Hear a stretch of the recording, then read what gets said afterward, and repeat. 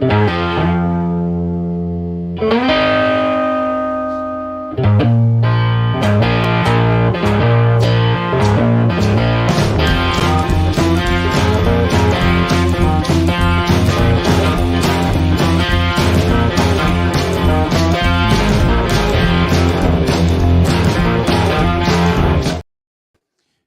it's time to rock. It's the Sunday show, ladies and gentlemen. It's the number one ranking the albums show on this channel. Do you guys know that? We do now. We do now. We are the number one. We are the number one.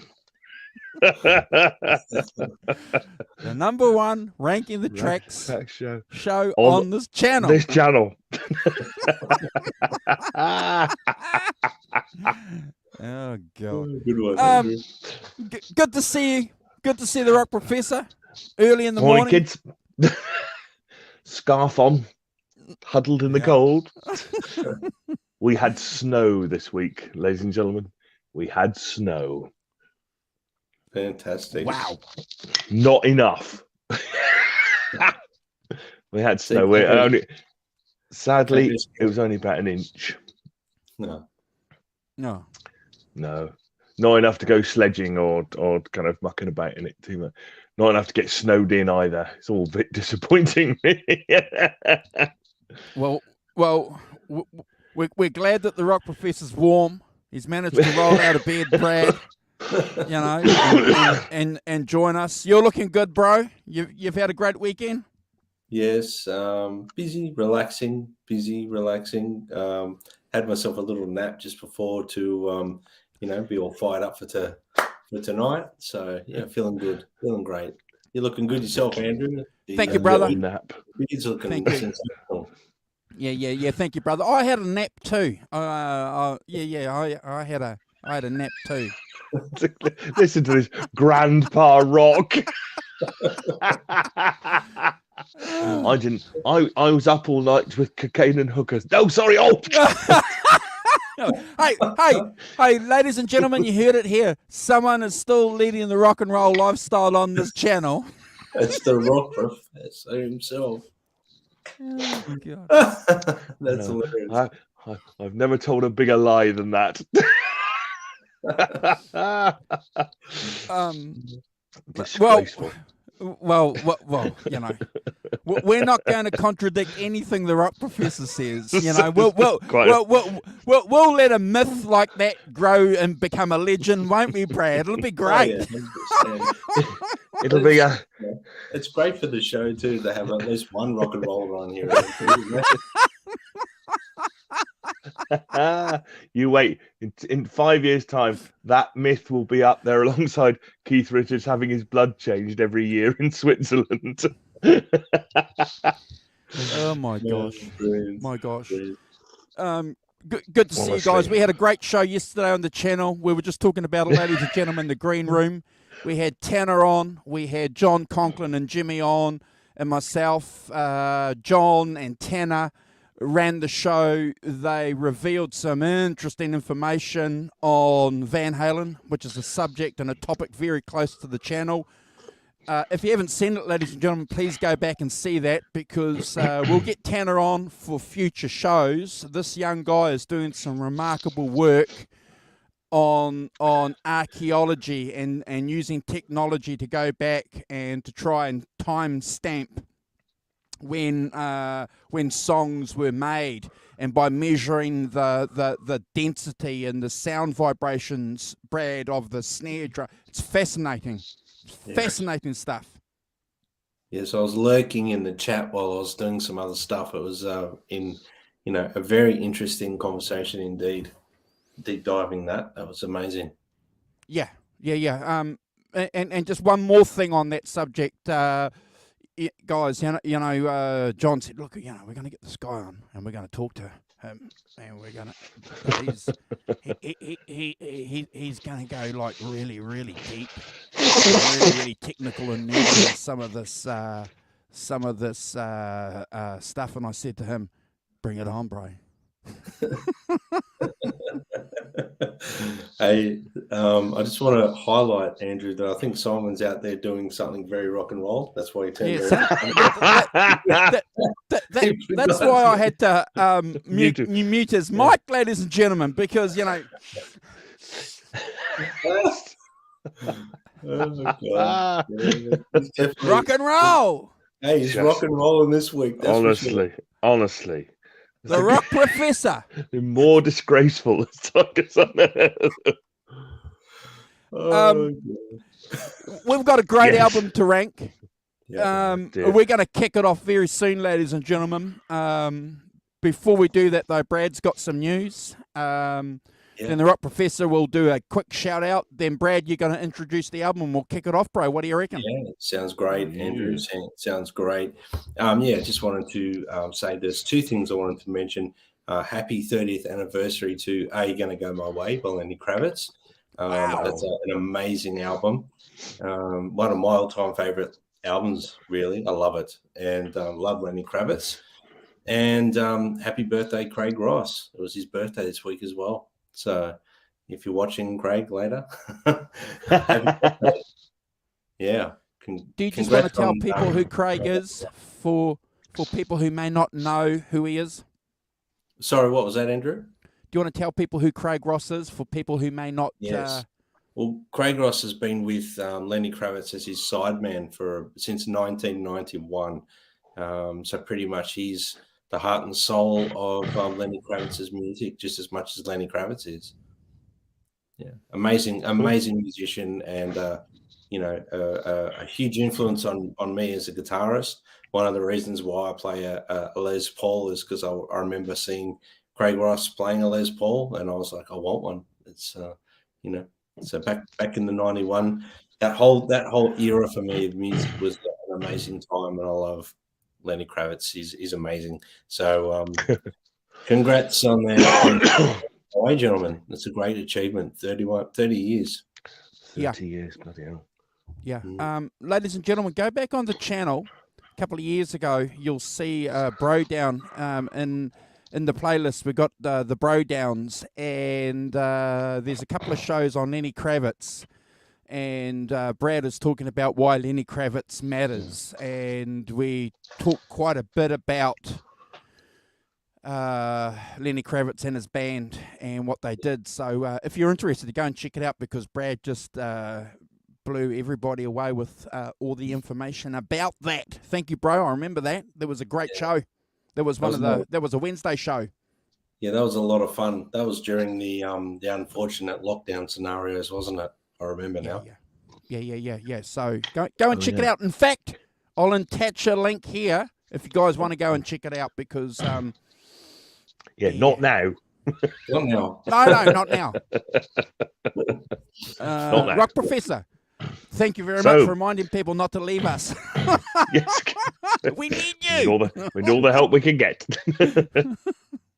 So good morning to Ellen. Morning, Ellen. And Gret Zeppelin and Holly Lewis. Morning, Holly. Must be late where you are, unless the clocks have changed according to you. So hopefully they've changed for the better. Arvin, good morning, Arvin. Hope you're well. And John ZD351 is in his new abode. All that space, John. Hope you're spreading out in it. I think that's everyone who's made comments so far.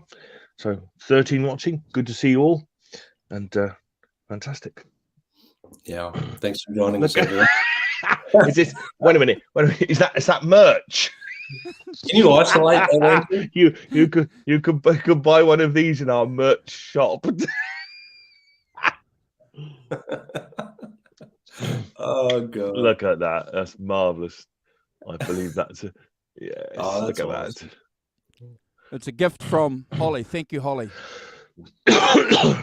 Fantastic, Holly. That's brilliant. That's so good. That's wonderful. That's unreal. Love it. Oh, we've got Julianne here as well. Hello, Julianne. Oh, she hasn't come up on mine yet. I'm a long way away. Good morning, Julianne. Thanks for joining. Now, gentlemen, should we start the the album off. What do you think? Thanks for entertaining me this week with allowing me to choose this record. It's one of my favorite records by one of my favorite artists, and over the pandemic and whatnot, became a bit of a friend through social media, and then through a platform called together.com, I think it is. We'll put links in the chat later on for this, but he's been very supportive, very, very good person, very, very wonderful human being, and become a good friend now. So I thought it'd be wonderful to do this record because he released it as an album back in 2005. The album's called Peace Machine, and he re-released it on LP recently. I had a look. It's actually sold out, so he must have done a pretty good job of selling that through. But we will put links up to his website, so I'm sure that when they become available, they'll be back up on the website and things like that. So Peace Machine, Philip Sayce, released in 2005. Obviously, guitar is Philip Sayce and vocals. Bass guitar was a gentleman by the name Mark Brown. Drums and percussion, Kenny Arnoff. I think a lot of musicians know who Kenny is. He's played with just about everyone. Organ and keyboards, Fred Mandel. And I believe the engineer was Michael Nielsen. And it was mastered by Bernie Becker and mixed by Mark Valentine. So obviously the co-producer was Michael Nielsen and Philip Sayce. They both produced the record. So the record was recorded at Ocean Studios Burbank in California and mixed at Henson Studios California and Ocean Studios in Burbank, California. Mastered at Bernie Becker's mastering.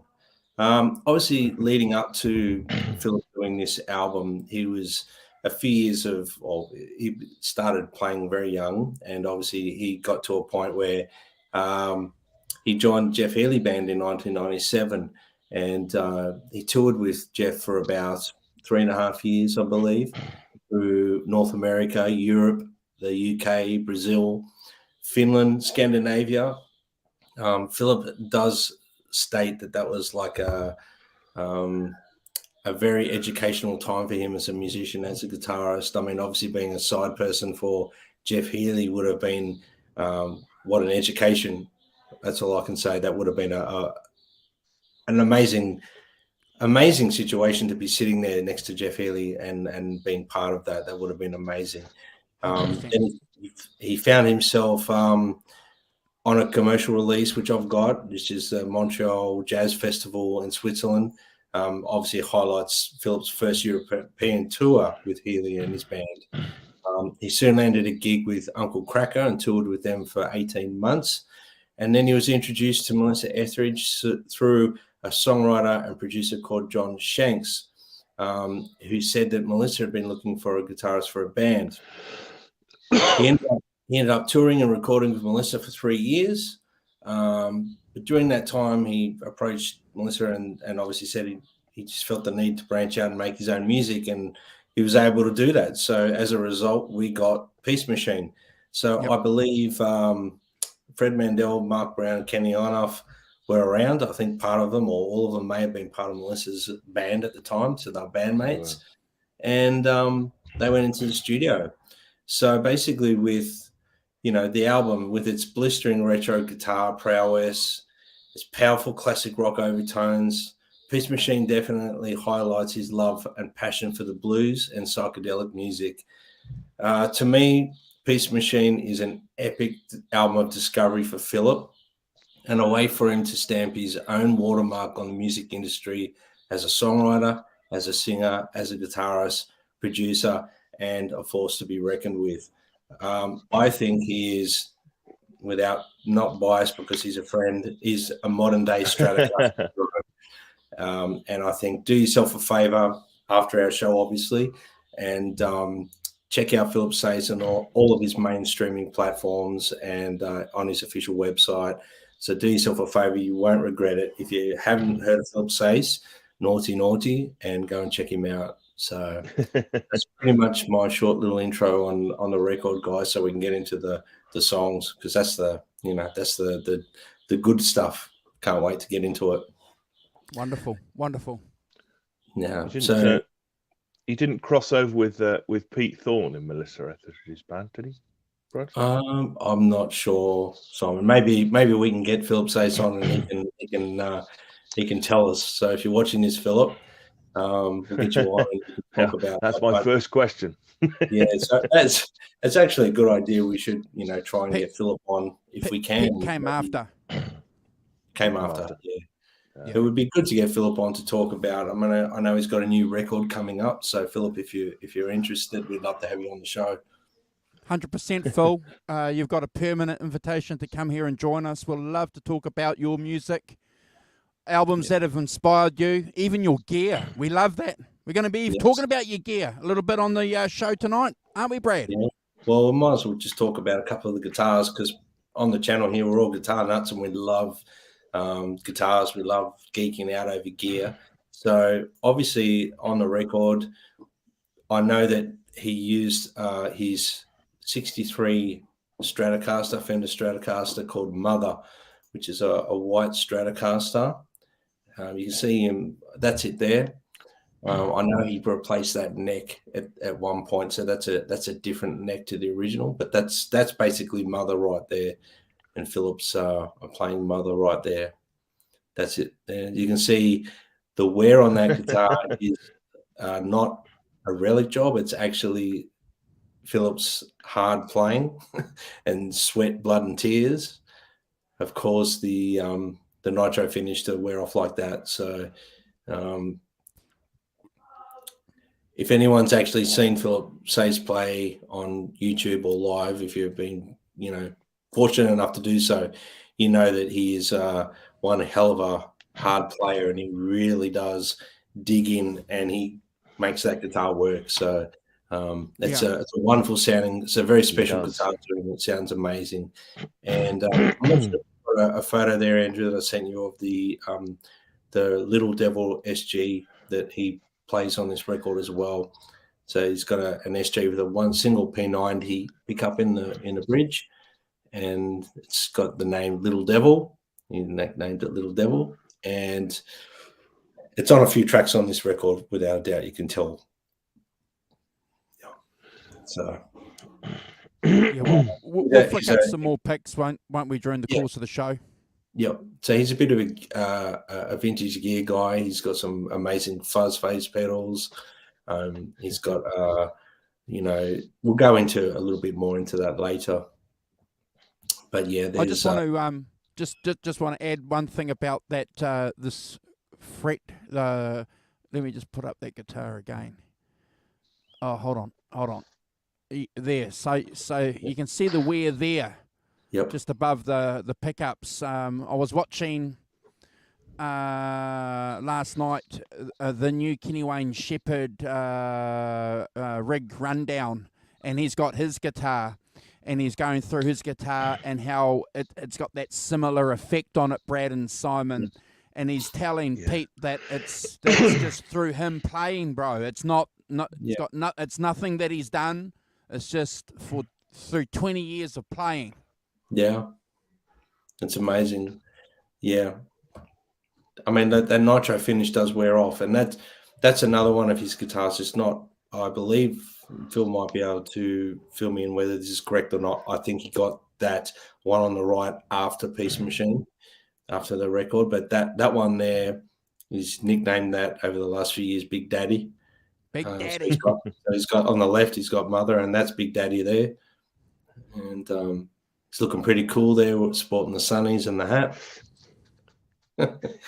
But anybody that's got a guitar called Big Daddy is going to be pretty cool, bro. Yeah. So he's got some amazing gear and an array of wah pedals. He's got some wonderful vintage wahs, and as you can tell when you listen to this record, he's got Univibes, Vibratrons. He's got fuzz faces. That's one of the liner notes. That's a picture of the Mother Strat there on the back of I think that was the Japanese release of the record there. I'm just trying to find the picture of the wah. There it is there, bro. Thank you. the wah and the fuzz. No Vox. Yeah. So, but again, he's not a vintage gear, vintage gear snob. So that's good. Like his friend Nick 70s, they love their vintage gear, but they're not snobs just towards that. But what do you guys reckon we dive into the songs, which is the juicy parts? Lots of them. Let's get on with it. yeah, exactly. So yeah, this Peace Machine, it starts off with a song called "One Foot in the Grave," and we always, what a great way to start this album. It's a great opening riff. The drumming from Kenny is explosive. It's amazing. Mark, the bassist, is locked into those drums really tight. When Philip comes in singing, it's captivating. Great lyrics and vocal delivery. It's wonderful, including the BVs in the song as well. I think Philip might be doing most of the BVs from what I can hear, but it sounds fantastic. There's so much color and texture in the guitars and the way they're recorded. It sounds to me like he's using, probably his trusty Mother Strat and an array of effects, including fuzz, univibe, and my ears are hearing an Octavia in there in a few parts. Solo. Philip always gives 100% into every performance that he does, and you can tell he's really going for it in the guitar solos of this song. We always discuss track listings and on records and song orders, and I think this song is the perfect album opener for this album. So for me, it's a kick-ass song. It's badass, and I give it 10 out of 10. Never a skip. Who's going next? The Rock Professor. But before he does, though, want to say goodbye and good night to Chris and to Holly. Yeah, see you guys sleep later. well, guys. Come back and watch the show later. It's absolutely. It's late in America. We understand. This time. This time. Yeah, couldn't agree more with Brad. I think that that, as I say a lot on this track, the opening track, you want it to be a signpost, don't you, to what you're going to get. And I think this definitely does that. It's got that very kind of Stevie Ray Vaughan kind of Hendrix opening riff, on the Strat with all the gear going. It's absolutely. Apparently Brad, him and Kenny Aronoff were out in the big room in the studio, and the bass player Mark Brown's in the control room whilst they're recording. But yeah, 3 amps going at any one time. Come on, 3 amps, 12 microphones. Come on, see, pay attention, you lot out there. This is how you record. Measures. Well, that's right. As it was recorded, the album was recorded about 7 days, I think. So clearly there's a lot of playing live in the studio, and I think you can tell that with lots of the tracks on here. It's the energy levels are really high, the performance levels are really high. It's it's got an amazing kind of fast, intense, explosive solo that that if you want, how does Philip Sayce play? That's how he plays. As you say, Brad, digging in. I mean, he really does dig it in, doesn't he? In the old Strat, giving it some, as we'd say in the UK. It's and I think, well, also those touches like the falsetto harmonies in the chorus and things. So, clearly that some thought taken to the arrangements and things. So 9 out of 10 from me. Never a skip, and a great opening to the album. Andrew. Gretch Zeppelin's got a wonderful comment. It took him 15 seconds to wow him in. If you're not familiar with the album, ladies and gentlemen, I think that's a wonderful comment. We didn't talk about this album and how we first came across Philip, but I'm familiar with this album. Hadn't listened to it, Brad, for a while. I'm really glad I did, because it just there's some really, really good juicy stuff going on here. Depth and tone, bro, with that rhythm Strat going on this. Depth and tone, that hint of that psychedelic drone that we love. I love it, and it's linking back to all these greats in the past that we're going to talk a little bit more about, I'm sure, as the tracks get more and more revealing. Brad, got that wah. Anything, you know, we're wah-wah fanatics on this show, so anything that's got a wah in it's going to obviously prick the ears. Classic rock opener, Rock Professor. It's a song that says very clearly you cannot dismiss this album on this song.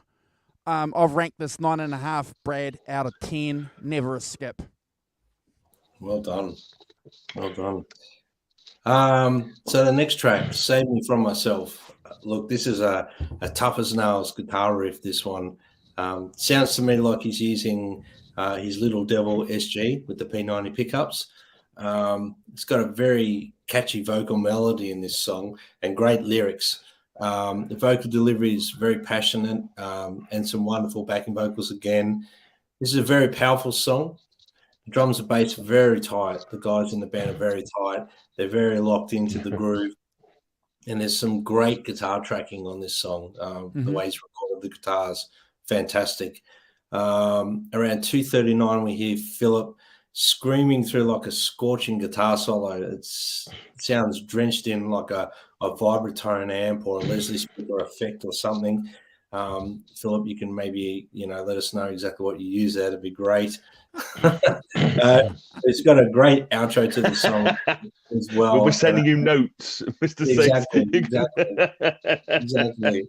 And I love the way the song ends as well. It's for me, it's a tough balls to the wall riff, and I'm right into that stuff. It's got that real classic rock sort of vibe to it, but it's still got a little bit of psychedelia in there as well. So 10 out of 10 for me. It's never a skip. Simon.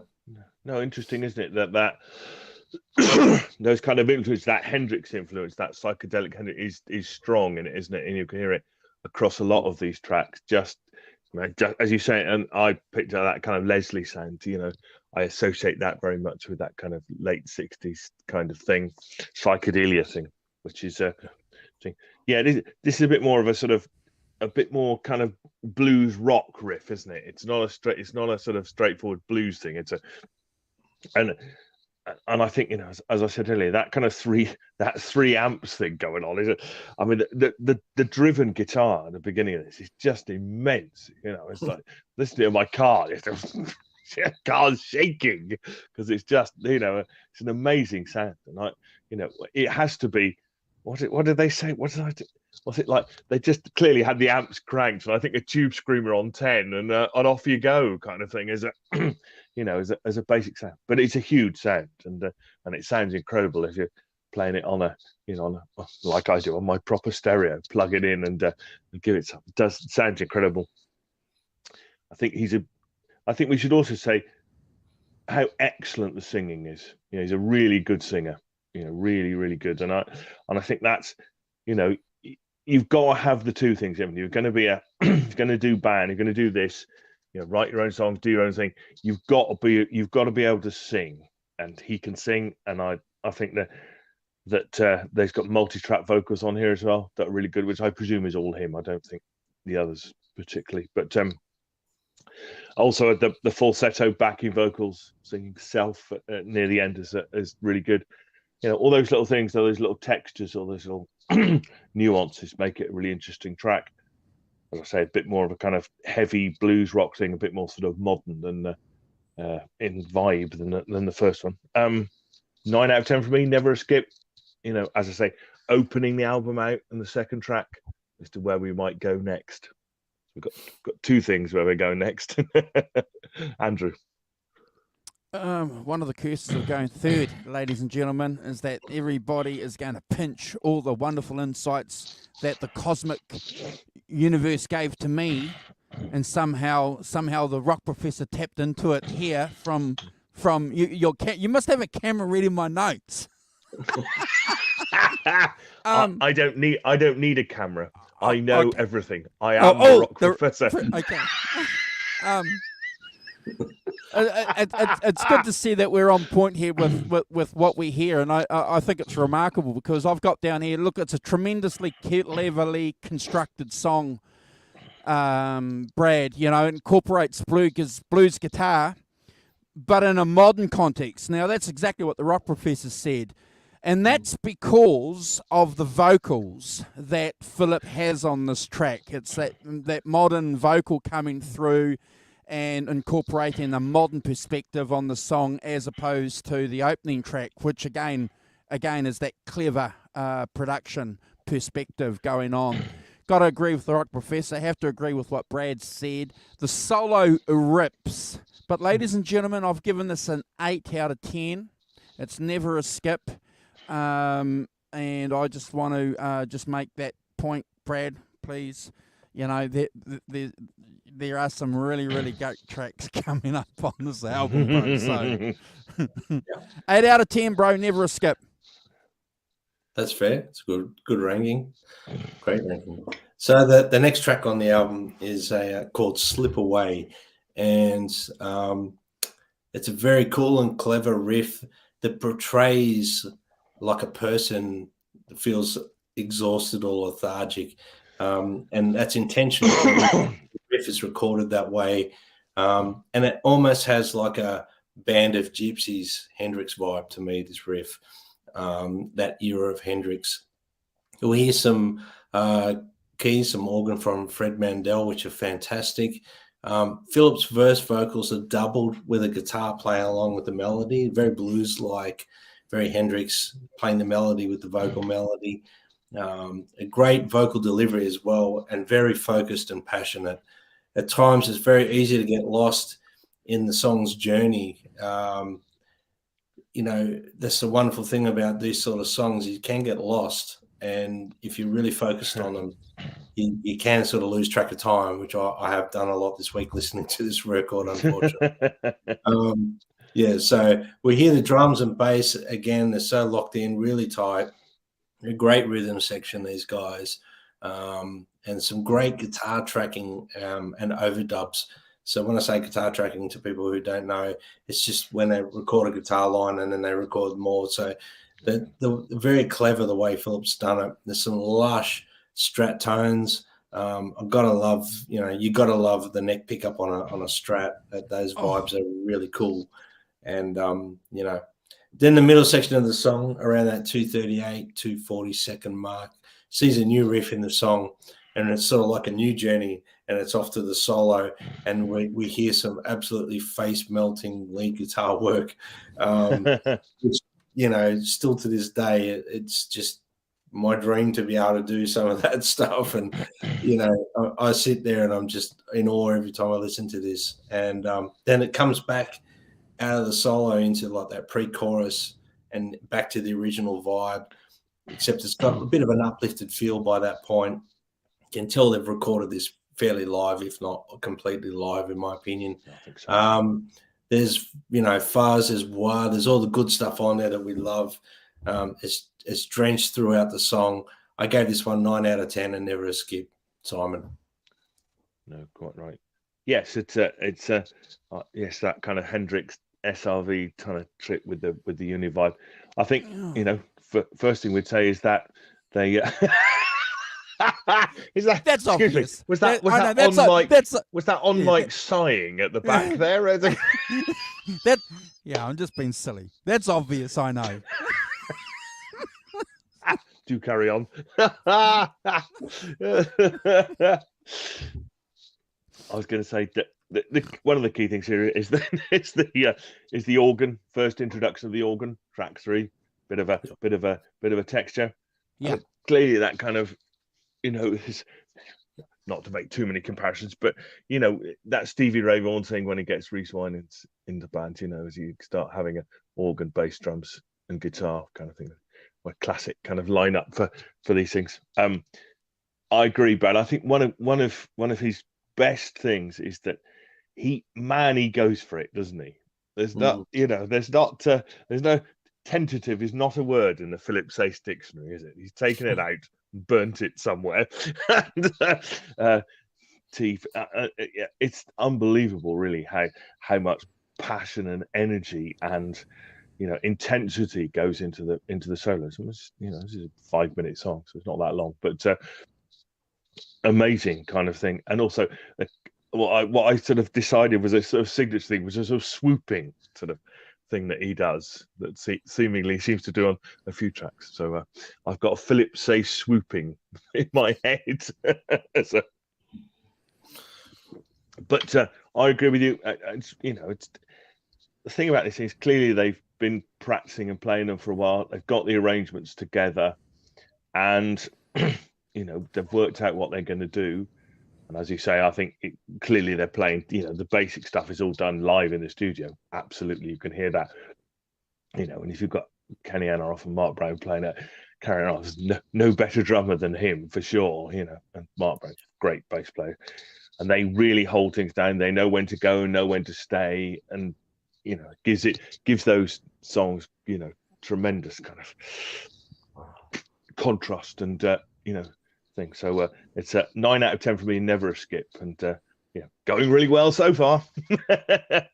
Andrew, I've got Holo Molly, but that's supposed to be holy moly, ladies and gentlemen. So I can't even write, mate. I can't even write, let alone read my writing. But that's what.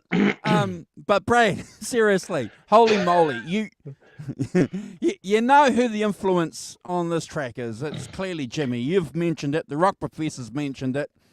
And it's just like, wow, that distinctive tone and style of a Stratocaster coming through that Brad's mentioned put a big smile on my face. Big smile. Mid-tempo song, love it. It's a mature song, bro, by a writer. It's a mature song by a writer coming through. I love it. Love the fact that, I'm picking that vibe up. And that solo's got swagger and punch. It's bottled lightning, Brad. And I, too, have given this, ladies and gentlemen, 9 out of 10.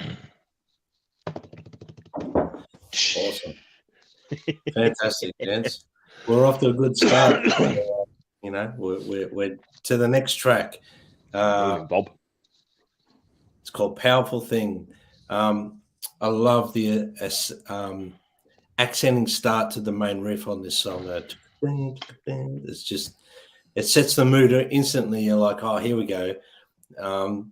There's a fantastic vibe from the drums and the bass on this song. They're very tight but loose, or loose but tight, however you want to say it. There's just something quite funky about this song going on. The vocal delivery is soulful, and lyrically it's a masterpiece. I mean, who doesn't love the power of love? It's that's what it's about. Yeah, it's an amazing thing. So yeah, we hear some envelope filter vibes on the pre-chorus of the guitars. So it's got that, but I can't really voice it out, but you guys know what we're talking about there. And you guys don't want to hear me voice it out. Trust me. Yeah, we do. No. The chorus has all the hooks, vocal melody you could ask for, and great backing vocals. It's a really well-written song. The solo is screaming fuzz tones with wonderful phrasing and texture. Like this song here, I'm hearing Lenny Kravitz, I'm hearing Hendrix, I'm hearing Stevie Ray Vaughan, and the soulfulness of Stevie Wonder in the music, and hopefully some Stevie Wonder there too. I love that vibratone or vibratrem vibes or Leslie speaker effect on the outro solo. Philip, you got to tell us what you use there, because we want to know. We need to know.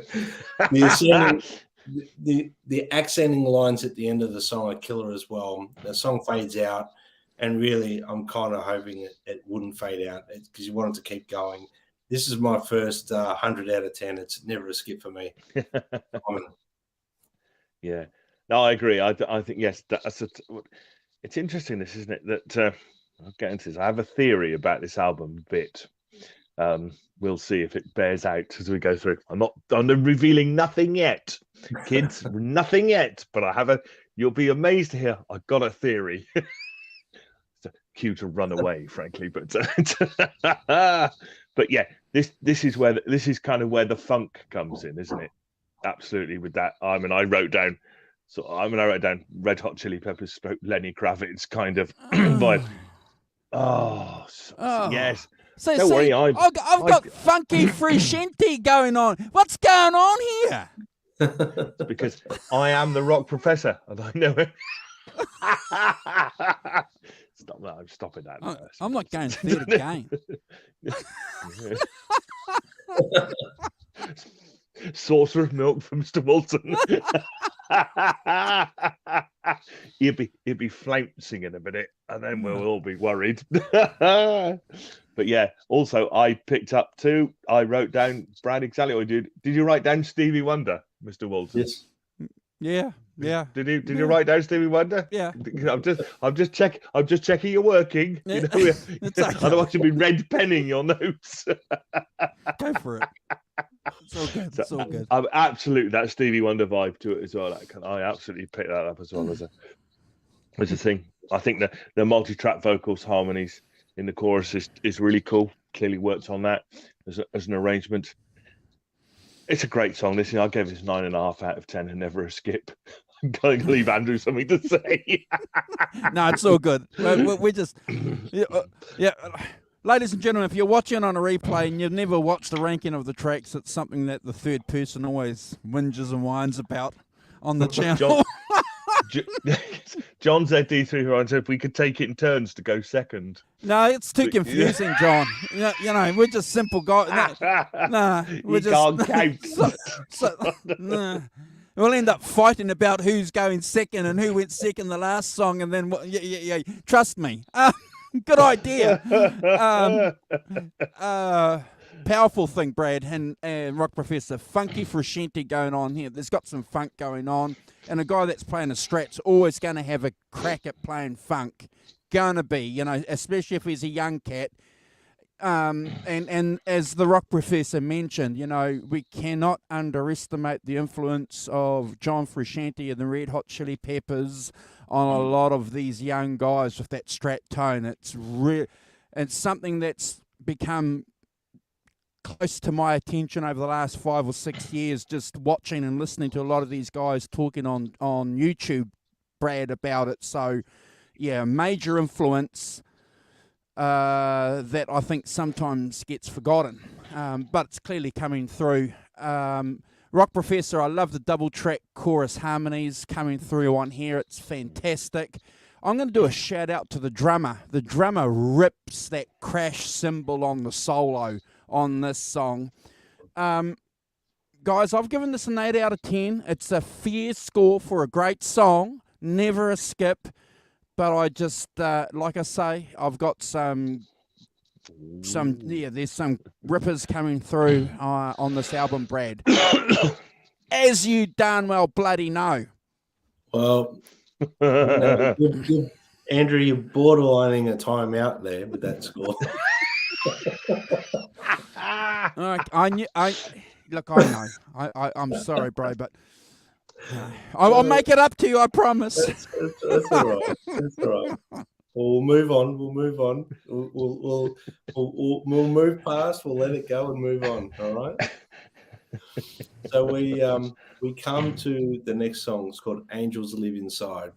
It's got a lovely national style guitar intro with some very bluesy feel. I'm not sure if it's an open tuning or not. Maybe, Philip, another thing you can tell us what tuning you used for that, if you did use an open tuning. This is a very powerful song in so many ways. Lyrically, it's very transparent and exposed, raw, with some extremely deep content and meaning behind it. Great vocal delivery from Philip. You can almost feel pain, and he's trying to express that in his vocal delivery, and he's done a marvelous job with that. I'm hearing some kind of sitar vibe or electric sitar or something going on in the background, some effect or whatever it is. I'm thinking it's some sort of choral sitar or something. I'm not sure, Philip, maybe you could tell us what it is, but it adds an amazing atmospheric energy to the song. So it's amazing. At around 1 minute 53, we hear the song's power change and the band comes in.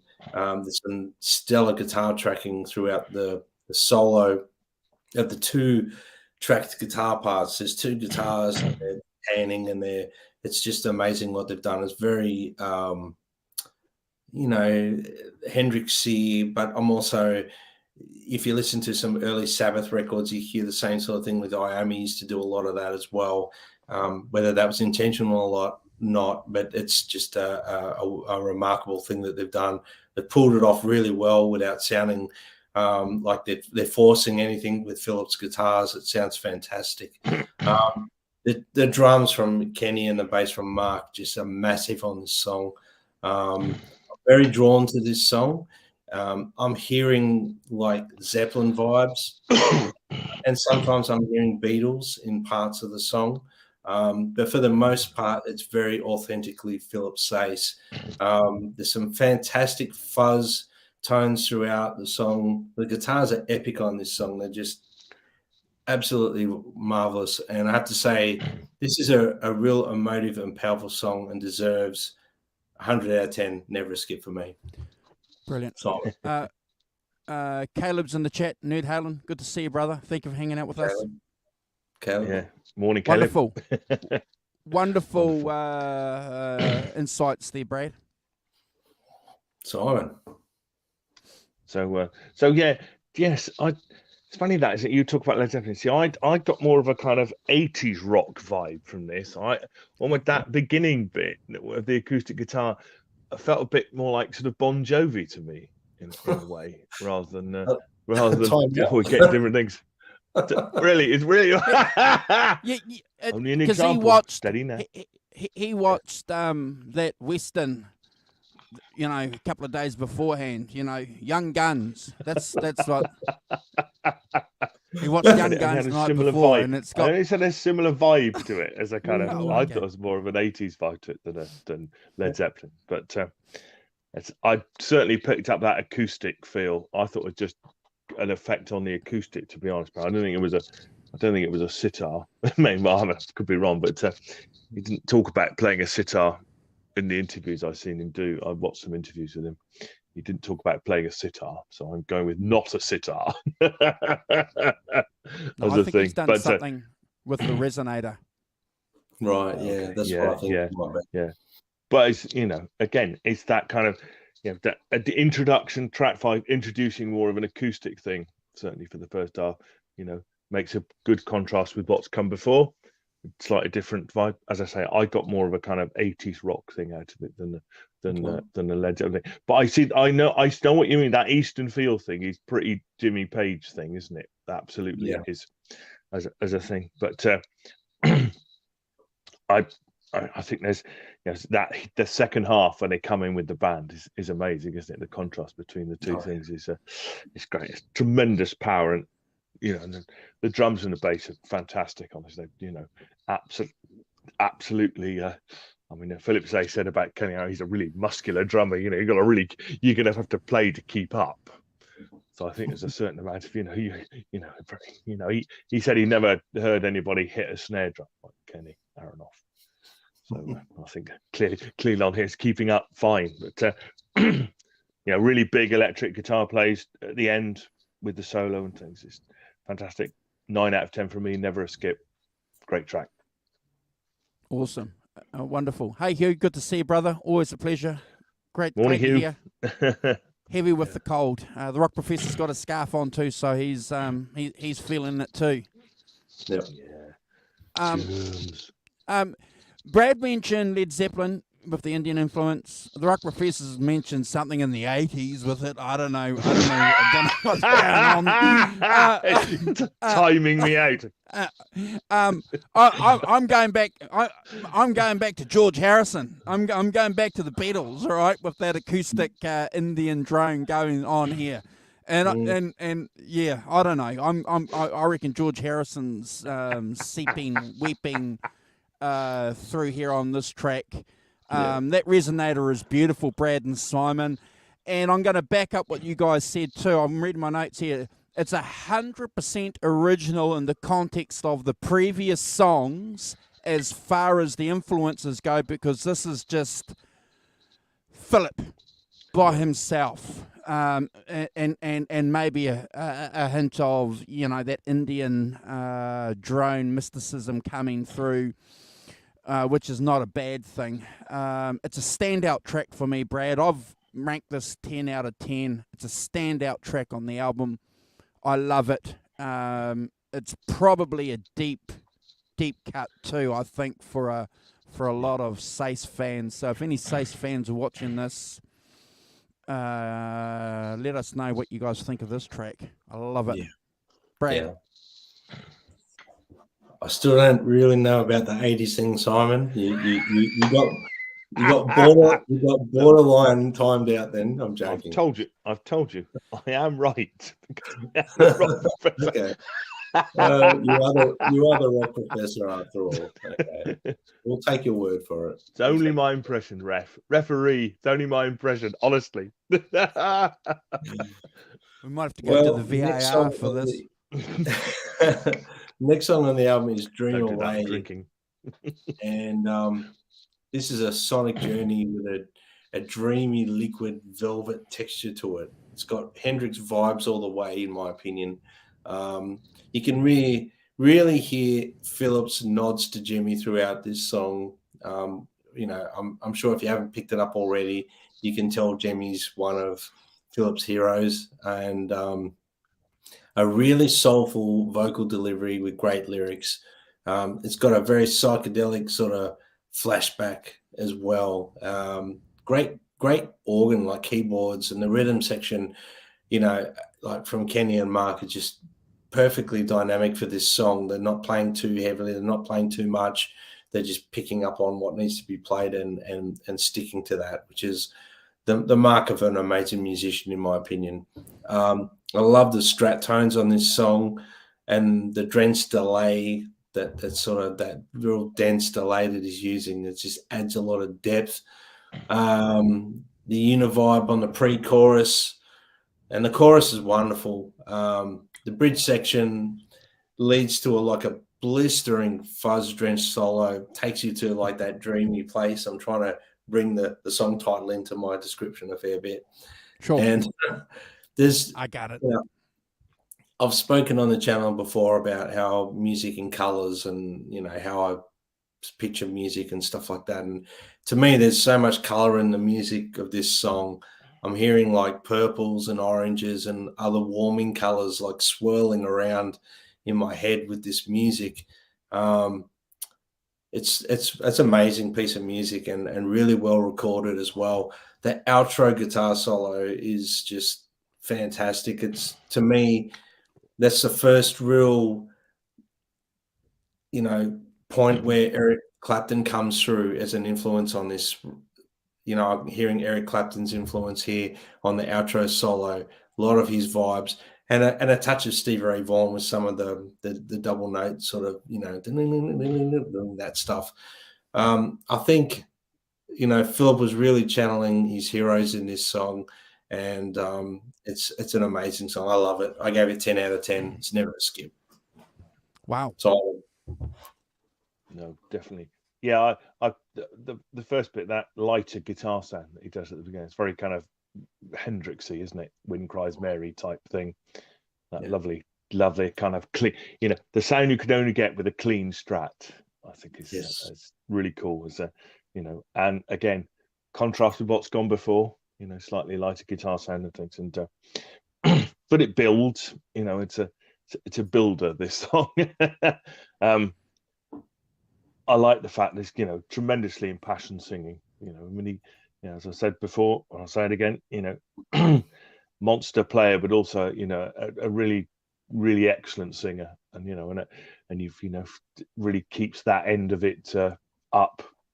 And this song, really nice kind of bluesy feel solo at the end as well. Really, really lovely going that. And as I say, different to what we've had before, kind of different vibe in the playing to what we've had before, with that kind of slower, impassioned playing, holding notes and things, which is, not quite blasting into it in the way that we've had before. Great rhythm and bass playing as well, just holding it down, knowing when to, be on the rhythm and stuff. So 9 out of 10 from me, never a skip. I should just give my What score. What are you doing? You guys were just, I got nothing to add other than you guys. This guy can sing. That's what I've got written here. Those Strat drone tones, Brad, are fantastic. it's a lighter song, and it's impressive bass playing, obviously, for me, coming through. And the playing of the bass is just fantastic. Rock Professor, you've nailed that on the head. And that Strat overdrive tone that they've got towards the end there, Brad, that you've succinctly discussed is just fantastic, and weaved through all those influences coming through. You know, that mid-punch Strat tone that's a little bit different. I too got a hint of maybe that early 90s Clapton thing going on, coming through there too. 9 out of 10 for me. Great track, Dream Away, never a skip. Wonderful. No timeouts. No timeouts yet. Close. Close, but no cigar. Okay, so we're up to the next song called Sweet Misery. And it's a very cool rolling riff, that intro part. And it repeats throughout the song, obviously. It's got a really sludgy verse. Like the power is very sludgy throughout the verses on the guitar. Obviously, the chorus is that rolling riff intro that leads us to like Sweet Misery, the Sweet Misery part of the song. It's just a fantastically well-written song. There's some fantastic bass and drumming in it. The bridge leads us to like into another solo, and it's drenched in wah stylings that we all love so much on this channel. And, you know, if anyone knows how to use a wah pedal properly, it's definitely Philip Sayce. His vocals here, he's got a lot of intent, very focused, and delivered perfectly for the song. I'm a sucker for a rolling riff and sludgy guitars. I give this song 9 out of 10. It's never a skip for me, gents. Simon. Hold on. I got to interrupt. So, did you guys read that comment there from John? Yeah, I did. Do you see that? So Philip reposted. Yeah,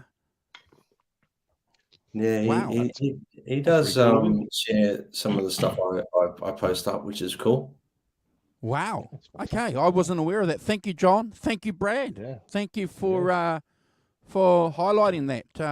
Just another little achievement for what we do here in our part of the YouTube world. Well done, Brad. Thank you, John. Thank you, Philip. Yeah, Philip. Yes, absolutely. That's very cool. Yeah. Very nice. Yeah, so, he's a good guy. yeah, absolutely. Yeah, very humble. But, yeah, it's funny, isn't it?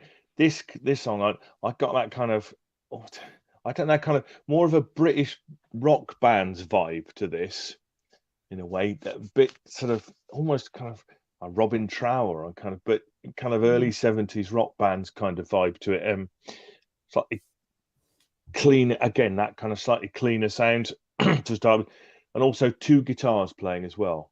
A bit more, emphasis on 2 guitars on this track. I think it's some of the others. You've got, in the instrumental breaks, you've got 1 guitar, and then you've got a second guitar that joins it as playing alongside. Again, great singing in it, and as you said, Brad, that kind of solo at 2.5 minutes in, I got swooping again. signature Philip Sayce, a bit of swooping. I think it's that kind of up and down the neck thing he does. I don't know. I think that is kind of, I don't know why it's a signature. A bit silly, but it's a great sort of punchy, short, to the point. In, solo, out, and back into a chorus, and then that kind of feedback ending. He likes a feedback ending as well, I've noticed. So that's pretty cool. Everyone likes a feedback ending. 8.5 out of 10 from me, and never a skip. Andrew. Can I be cheeky and say, there's two great things about what's going on here. We've got Philip Sayce. Did we mention that he comes from Canada? No, we haven't mentioned that. No, yeah. So besides, so that's one good thing that's come out of Canada, as well as obviously our friend Gretsch Zeppelin, because he's a Canadian too. So that's 2 good things that we know of that are really good from Canada. Is that right? Yes. Yeah. Okay, all right. We're not making a list, but that's just two things that we need to point out. There's a lot of good things that come out of Canada. Okay, all right. Well, we might that might be a show. Canadian rock bands, yeah. Yeah. Well, there's another song on this track that's by another. Yeah. We won't spoil that, but yeah. Yeah, stop Yeah. that. See, now you're getting ahead of yourself. We'll talk about that. Look, I'm going to keep this one short because the co-hosts have mentioned a lot of what's going on here. I think that the standout for me, this is a showcase for Philip and his ability to integrate that new wave of guitar players coming through with his appreciation, with his articulation of guitar playing on this song. I really like Brad too, that optimistic outlook that he has on the lyrics about daily life, which is always a good thing. A great songwriter. The lyrics on a lot of these songs aren't just, songs. They're really, really deep songs. Pretty good song. I like it. I've given this 8.5 out of 10. It's never a skip, Brad. Yeah. So he is a fantastic songwriter. I will touch on that. That's just recapping that. He is a fantastic lyric writer. He writes fantastic lyrics. And Canadian. Sorry, Phil, I didn't even think to mention that. I don't really think to mention where people are from. It's just I see everyone as like part of the same family, I guess. So, but I think it matters. Yeah, it does matter. It does. Maybe we can talk about that in the conclusion. Maybe I don't know. Yeah. Interesting. I've got someone that's another person that's related to Philip Sayce. I'm trying to get on another Canadian onto the show, Dominion Fuzz, that Dominion Fuzz pedal I got. So I'll get him on at some point for 100%. Next track, gentlemen, Blood on Your Hands.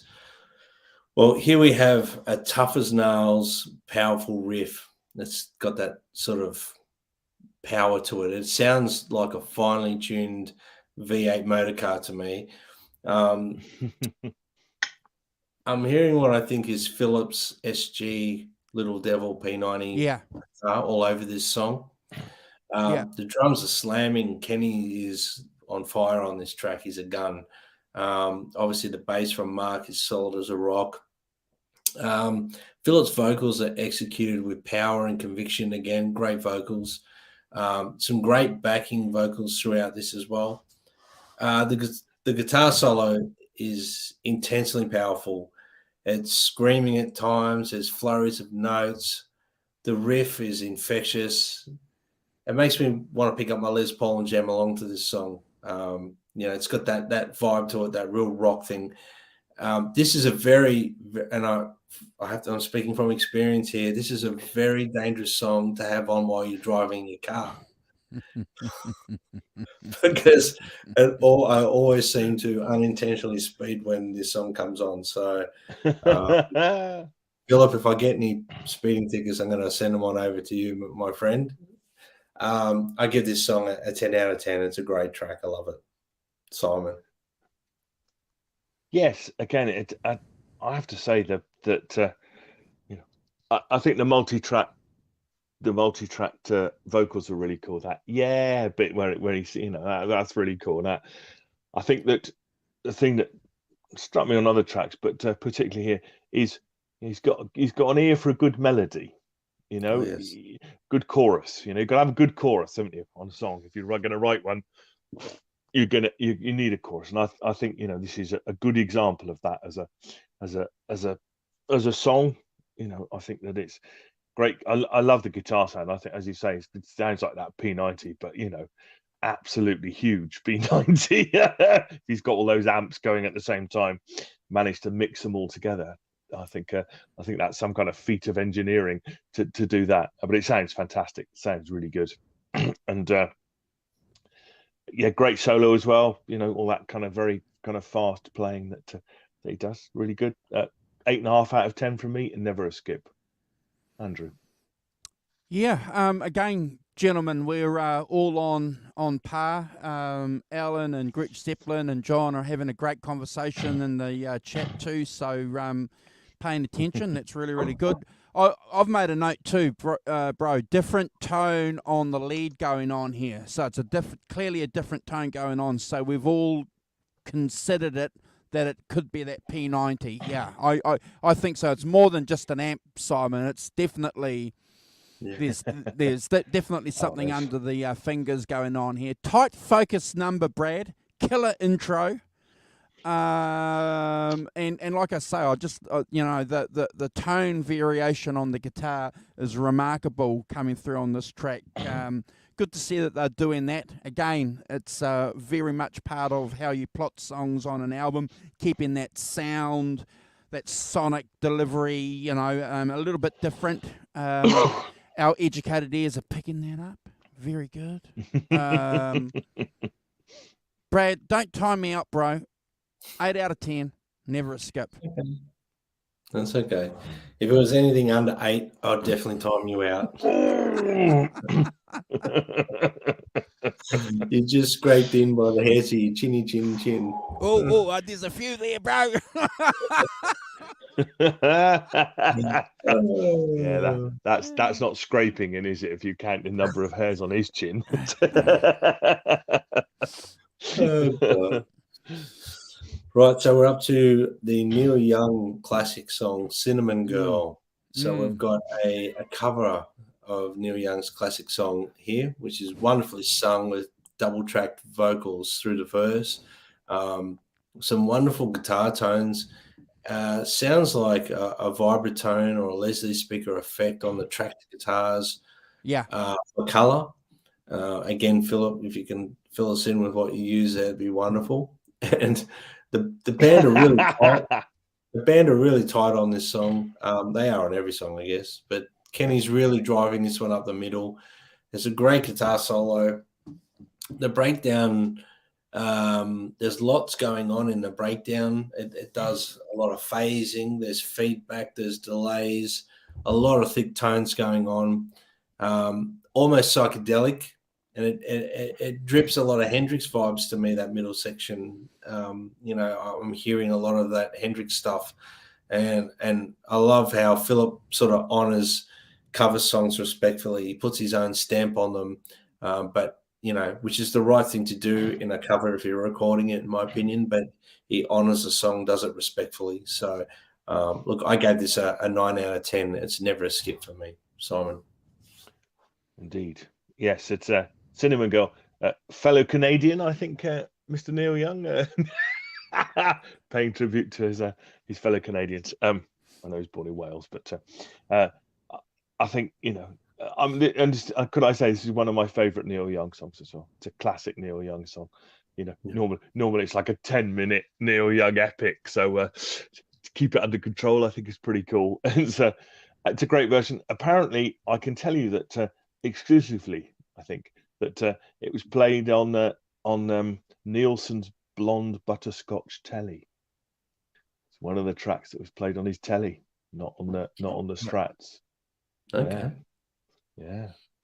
I watched an interview with Michael Nielsen and Philip Sayce, because Michael Nielsen was heavily, and they talk quite a lot about this record. And one thing they're talking about what's it called? Not fast fret, the spray on stuff for the strings. Apparently Philip Sayce uses it all the time, but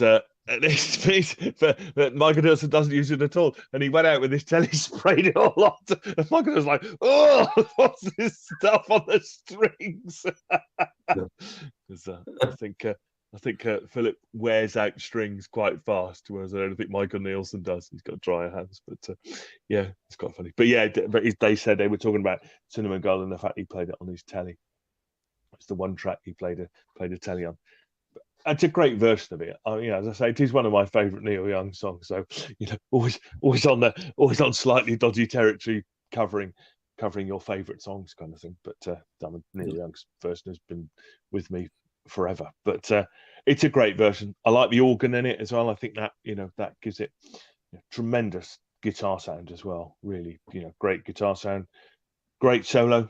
2 minutes. And as you say, that kind of much more impressionistic end bit that they've tacked on, that isn't like Neil Young at all. And I think that's pretty cool myself, with those phased guitars panned back and forth, zooming back and forth.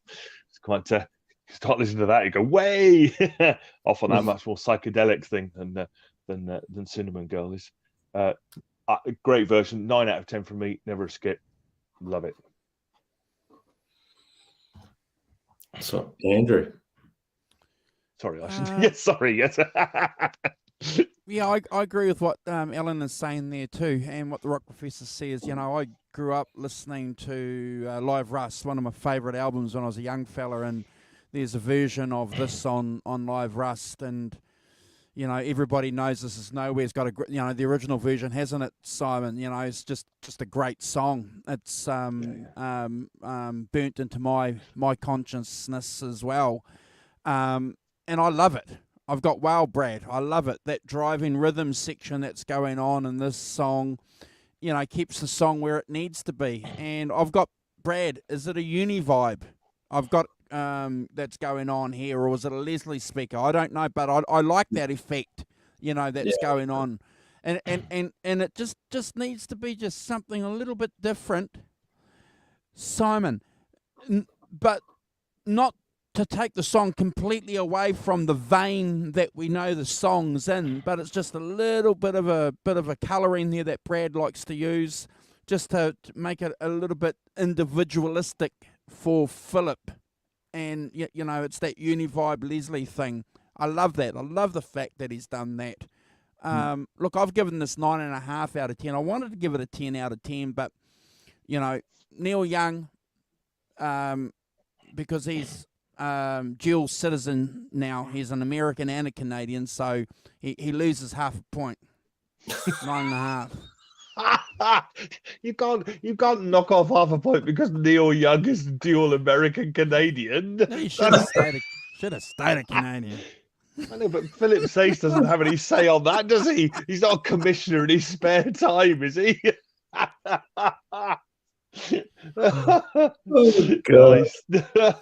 Nice. I'm joking. We love Americans. Come on. We're just joking. I've completely lost track of where I was up to now. we're up to 10, bro. Over my head. Oh, I forgot to mention the hand claps. Cool hand claps with the drums. That's cool. Nice effect. I like that. Yeah. Yes. That's good. Yep. All right. So we're on over my head. Over my head. All right. So this is another lyrically powerful song. I seem to connect to these more powerful ones. Maybe there's something to them that the parallels with things that on personal levels I may have been through or whatever. So this is another powerful song lyrically for me. One of my favorites on the record. I absolutely love the acoustics on this. The tones they captured are fantastic. The great soulful vocal delivery. He's really delivering the emotion of the message of the song. And I'm sure everyone at one point or another has felt like so tired, and sometimes they're over their heads with something that they've invested in. And maybe that's why I connect with these lyrics so much. The band is cooking on this track. How good is the rhythm section here? It's those big choruses with those fantastic vocals and backing vocals. Has a very open feel to the song. Once it opens up, once the song gets going, it's got a big open feel to it. Great electric guitar tones. Those chords that are just being played with the electric just sounds so color. There's so much depth and whatnot to the tones of the guitars. The bridge section leads us to one of Philip's most emotive solos on the record so far, in my opinion. I love what he plays on the solo, the main solo of this track. Love the acoustic breakdown after the solo as well. Really catchy chorus. It's got all the hooks you need for a great song. This could have been a commercially viable song, in my opinion. Even though the song's got a bit of indulgence with the big extended solo and things like that at the end. But there's just that outro solo opens up and allows the drummer and the bass player, Kenny and Mark, to free themselves up underneath Philip's solo, like what he's playing. The solo ducks and weaves. There's like fuzz-drenched bends. There's just that amazing extended outro. I mean, I could listen to it forever. This is one of my favorite tracks on the record, and I gave it 100 out of 10, guys. Simon. It's right. It's right. I was right. Going to get banned, I'm sure. Oh, I might be in trouble too. Oh, I'm going to mention. Your scores now. No, not changing the score. No, not changing the score. But I'm just going to say Green Day. Am I allowed to say? Am I going to get banned now? Green Day. The Green Day. The band Green Day. Oh no! Don't say that. See, I knew it. I knew. Okay.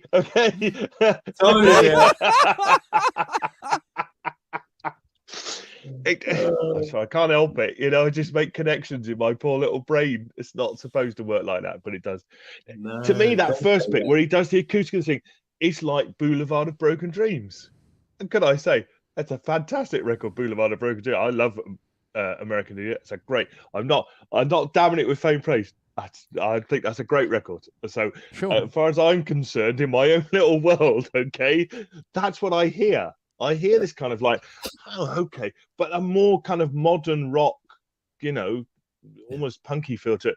But in that first bit with that sort of him playing and singing, that I think it's quite a similar melody, which is why I hear it. But I'm saying that as a, I think that's a really good thing. No, so I hope nobody takes offense to that. But no. I love that. I love the double track vocals. I think that when the band comes in, gives it there's a lot of power in that.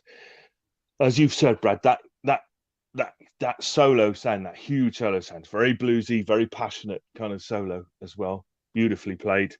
And then you go back to the voice and the acoustic. I like the contrast in the song.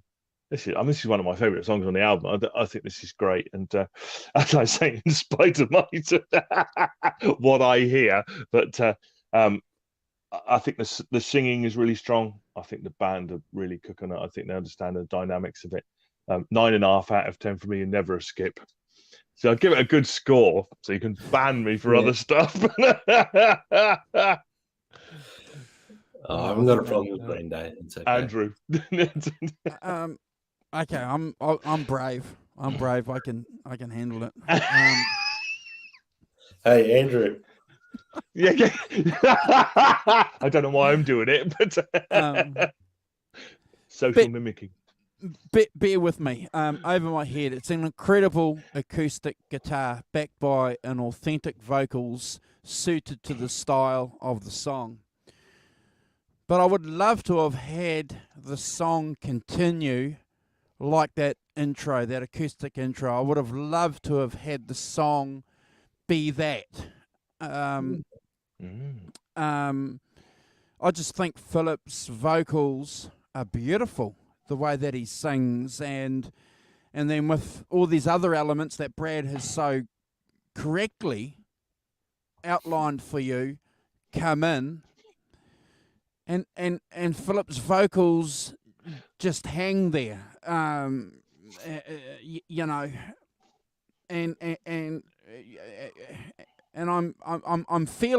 I'm left feeling, oh, come on, Philip. I listened to the song a few times, and I listened to it, and I've given 1 point extra. I've given 1 point extra, Brad, so hopefully this will get me out of trouble with you. But, I've got my notes here, but that solo that has got a different vibe, that outro solo on the song is just phenomenal that you've mentioned. So it's one of those songs, again, that goes back to what I said earlier on the third track about how he can craft songs. I don't know who's responsible for this, Brad and Simon, whether it's directly Philip or the producers together, having to do this. it's it's an articulate song by a young guy, so it's all credit to him. I've given this 8 out of 10, Brad. It's never a skip, but I'm going to stand by my first opening comment. I would have loved to have seen him do this acoustically. He's just got a beautiful vocal style. Yeah, Brad. That's a very interesting point, Andrew. To have done this all acoustic, it would have put probably a different spin on the record as well. Like a little bit of a different sort of flow. I mean, we talk about song track listings and the flow of an album. Maybe that was considered, and maybe they thought it might be, if it was a full acoustic track, it might just be too much of a contrast with the rest of the record, maybe, or who knows. But I agree, it would have sounded amazing as an acoustic track alone. Would have been amazing. But you're not timed out, Andrew. That's fine. Thank you. Philip, come on and tell us, was it ever planned to be an acoustic song? It sounds like it. It sounds like, well, how many songs get written with an acoustic guitar, guys? Yeah. A million songs a day getting written by it. So, yeah, that's a silly question, I suppose. Yeah. But no, that's a good point you raised, Andrew, 100%. So we're up to the next track called Alchemy, and it's a song that Philip usually dedicates to his wife when they play live.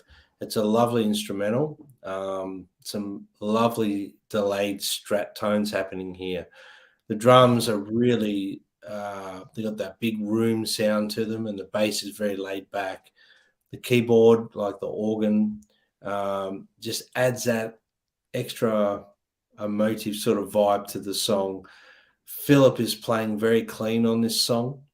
There's some extremely delicate parts going on in this song. I'm hearing a lot of Stevie Ray Vaughan in this track, who clearly is one of Philip's heroes. It's all over this song, in my opinion, especially around that 2-minute 30 mark onwards. There's something special about the playing on this song. It's next level, and I think every guitarist, wishes they could write an instrumental with as much class and melody as this. So, this is an amazing track, and I think it deserves 100 out of 10. It's never a skip for me. You have of course missed the proper explanation of the song. Alchemy is, of course, the reference to Dire Straits' live album.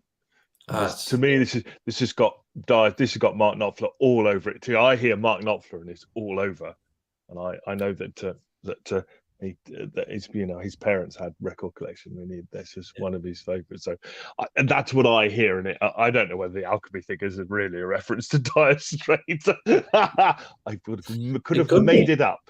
But I did kind of, as I say, when I heard it, I thought, oh, blimey, that's like Mark Knopfler. It's got that, it's got that kind of Brothers in Arms type, it's a beautiful melody and it's fantastically played. It's that slow kind of bluesy feel to it.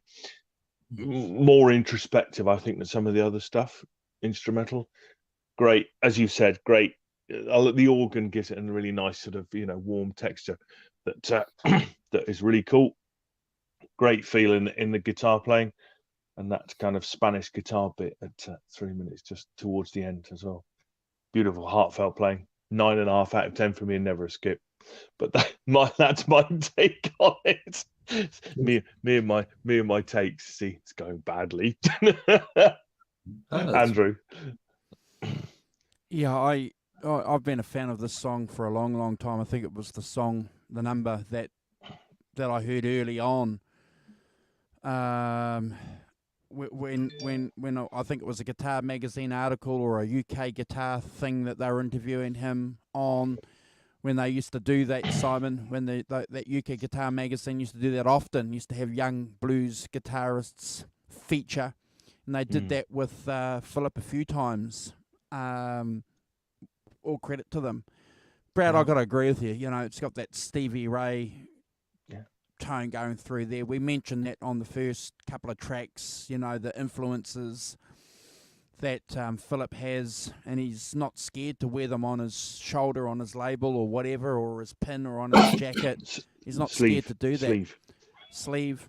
I love it. I think it's fantastic. The intro notes from that strat, as Gretsch Zeppelin mentioned earlier, with the first track, just sucks you into the whole song. The harmonics, that nice snare snap that's going on. So again, getting back to what Brad said before with Whipper and Stevie Ray, having that snap on the snare, just add that balance to that Stratocaster.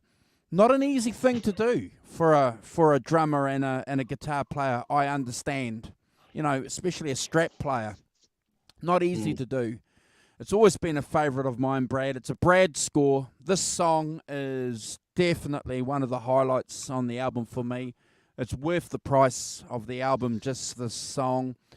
And I'm happy to see everybody in the comments making really, really positive comments about it too. A wicked number. Really powerful song. So everybody else is in there too. And never thought about the connection with Dire Straits. I can't hear Knopfler, honestly, Simon, on here. I can't hear Knopfler, but That's funny. but I'm not gonna I'm not gonna contradict. I'm not gonna contradict you, but I certainly Stevie Ray, love it. That's interesting, isn't it? Yeah, that's. Yeah, well, I mean, look, excuse me. Yeah, it's definitely I can hear the Stevie Ray thing. I think Mark Knopfler's a big influence on him as well. Sorry, I need a drink. But yeah, I'm gonna get one. Give us 2 seconds, gents. I'll just get a drink. You go and do that, and we'll just talk about Brad, about how awesome he is. And how fantastic he is, isn't he? He's not bad, eh? He's not bad. He needs to come with more drinks like me. Got all manner of nonsense. We should do a shout out to you guys in the chat too. You guys are just going along with this journey with us every week. Really it's good. just a wonderful thing. Thank you for hanging out with us. Yeah, so if you're watching this later, please subscribe. We're always looking for a subscriber or two, aren't we? Picked up a few over the last few days, which is cool. Yeah. Anyway, shh, he's back. Shh. Yeah, no, I heard what you were talking about me. I didn't have it muted.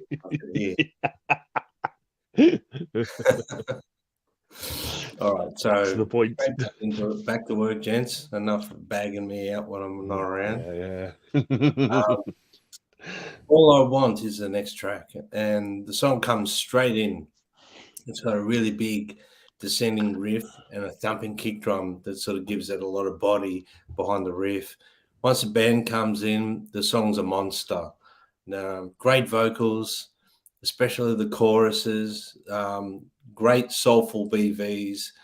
The chorus, Philip expresses how much he wants love and delivers the message really, really well. I love the key change in the solo, and there's some screaming lead guitar work here. And if you haven't heard this song or you haven't listened to it in a while, really pay attention to the solo here. It's amazing. The song is very short and sweet. It's a well-constructed arrangement and a perfectly executed version of the song. I gave it a 9 out of 10, and it's never a skip for me, gents. Simon. Yeah, it's kind of that kind of modern blues funky riff at the beginning sets up what it's going to be. I agree with you about the swoop, the soaring guitar as well. So, I think that's really what it's a showcase for, isn't it? Showcase for the riff and the guitar more than anything else. I like the key change up a semitone in the towards the end. It's really good, and then back down for the ending. But it's really cool. 8 out of 10 from me. Never a skip. Worth its place. Yeah. Andrew. Yeah, I can hear a lot of Brad Cook in this song. Go and check out Brad's EP. Yeah, I'm being serious. Now we know where you got it from. Yeah. I'm being serious. So I can hear. That's true. Yeah. Yeah, Yeah. I can hear. And me John ZD351, if you're here, he's very, very familiar with your EP. Yeah, I can hear a lot of the textures and elements coming through. And when I finally, so there's a bit of a story here, ladies and gentlemen. So I got it on when I was listening to this the second time. And then I went back and, obviously listened it a couple of more times and checked out Brad's EP. And again, Brad, you won't mind me saying this. I can see why Philip Sayce is such a big influence on you, because there are elements of his playing in your playing. And I think the rock professor just said it before in his intro of the song. He mentioned this modern aspect of the song. So the three of us can't be wrong. Andrew, that's a huge compliment, and I'm blushing. I don't know what to say. And what's the most remarkable thing about this is I didn't pay you to say any of this. No, but I'm being serious. The fact though, because your EP is a modern context, a modern elaboration, and an interpretation of a lot of the artists that we speak about and talk about on this channel. And it's you can't escape that. It's a fact, But the trick is to make it your own, and you've done that on the EP. What's John saying? So is John agreeing with me? He's saying when we rank Time to Fly, everything is a 10. Will be a 5-minute ranking and a 3-hour discussion. Yeah. Well, I can't rank my own songs. I can't rank them. But that's when the penny dropped. That's when the penny dropped for me. It's funny, yeah. I wrote that down as well. I wrote down Brad Cook ! I didn't say it because but I did write it down in my notes. And then Andrew said it, which is cool. So that's a lovely compliment. I sincerely appreciate that. I think I have mentioned to Philip Sayce a long time ago that he's been an influence over me, especially releasing Time to Fly. I was writing music for a band I was trying to get happening, and people were lagging and dragging their feet, and all the songs that didn't really suit them I was putting on the back burner for something else, and I didn't know what that something else would be. I started writing my own lyrics and singing on them just to hear what they would sound like. And I eventually sort of went, I'm done waiting for people, and wiped my hands at that other idea and just started concentrating on my own songs, like for me. And then hearing Spirit Rising, which was his release he did in 2021, gave me the balls to basically pull the trigger and go for it. I have me releasing my EP. Philip has a lot to answer for. Yeah. So and Arvin's saying the same thing too. He's heard your music as well, and Arvin would, because he's been here right from the word go too. So excellent stuff. So but I mean that though. So I just like the fact that my brain just rock professor, just managed to put these points together, and see Brad's elaboration of it and influence coming through Philip's work, or the other way around. But you get it. I appreciate that. Not 9 out of 10, not because I can't give it 10 because we've mentioned Brad, because otherwise people might say I'm biased. So 9 out of 10. No, you have to give it 100 out of 10 now. 100. Yeah. I think you should go with the bias, frankly, as you've declared the bias. I think they go with it. 100 out of 10, never a skip. Great track. Yeah. No, thank you, Andrew and Simon. That's and everyone in the chat too. Everyone's so kind. It's very, very kind of everyone. Well, the next song on the album, it's like second last song of the album we're up to, gentlemen. We've done pretty good so far. So we always talk about the song order, like I mentioned before, and the flow of the album. And now this song being second last track, it surprised me that this is a second last track on the record. I would have thought this might have been closer to the front end of the album, but it sits so perfectly well as well where it is. So I'm not knocking where it is. I just thought maybe this song's such a big song that it maybe should have been closer to the front of the record. But the flow of the record is perfect. So it's, I'm not going to knock where it is, but Morning Star, it's a classic monster of a song, and the riff is infectious. Certainly carries some weight and really acknowledged by blues rock guitarist community everywhere as a classic blues song. And I say that in a meaningful way. It's like everyone that plays blues rock guitar tries to play this riff, and they learn it because there's something really catchy about it. It's something very Hendrixy about the vibes of this song as well. There's definitely something psychedelic going on there. The drums are slamming. Kenny's a monster in this track. The vocal delivery is really good. It's amazing. And there's some very hippie 60s stylings, going on. I love the O's and the VVs in the pre-chorus, and they're very soulful. I'm not going to try and replicate that because I'll make an idiot of myself. But when you listen to the pre-chorus bits, those bits and everything, the way they've recorded it, it really adds a lot of color to the song and gives it a soulful feel. The chorus is perfect. It's catchy and there's a wonderful melody.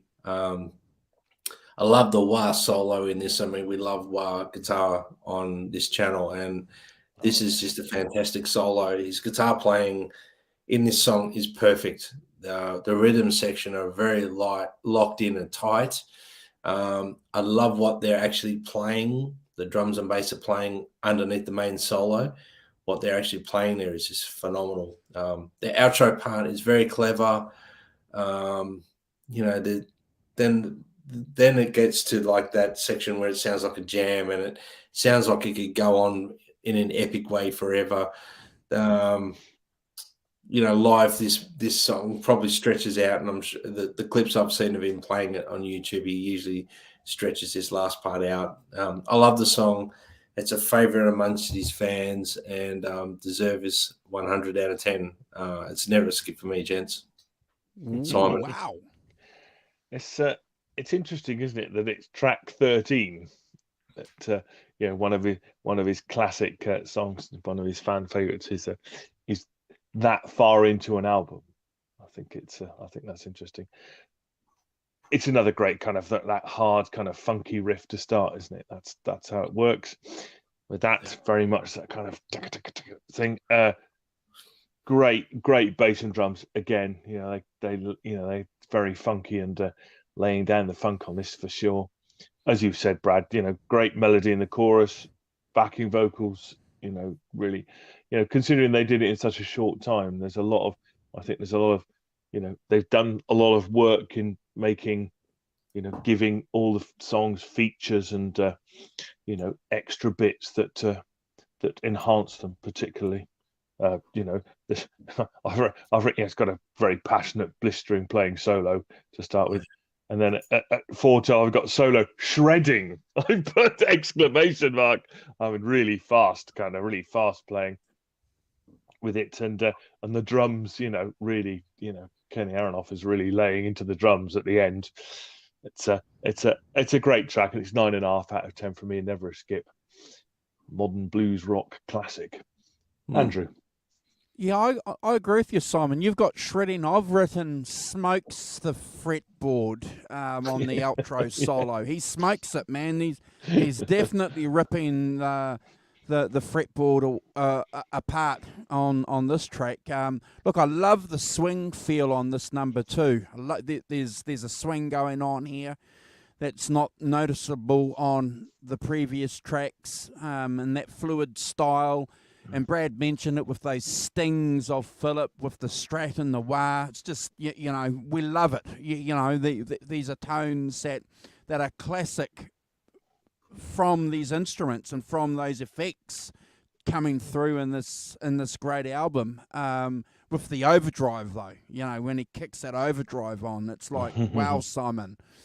That front end going into the amps, it's just fantastic. And as I said before at the beginning, he smokes the fretboard. Interesting. Look, I agree with what Brad's saying about where this song. This is a killer song, and they could have put this song anywhere on this album and put maybe any of the last 3 songs that we ranked before the last song. But but the last song is, without talking about the last song, needed to have like a St. John the Baptist before it, before you have the main character come in, they couldn't have just put a shitty 8 song in there, 8 out of 10 song, they had to put at least a 9 or a 10 out of 10 before the next song. Makes sense?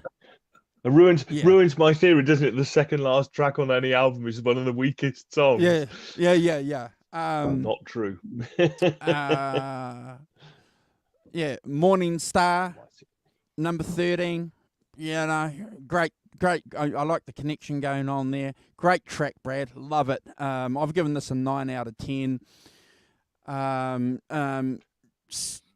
For one thing, just those strat tones, the overdrive and the wah, just paving the way, simmering for the next track.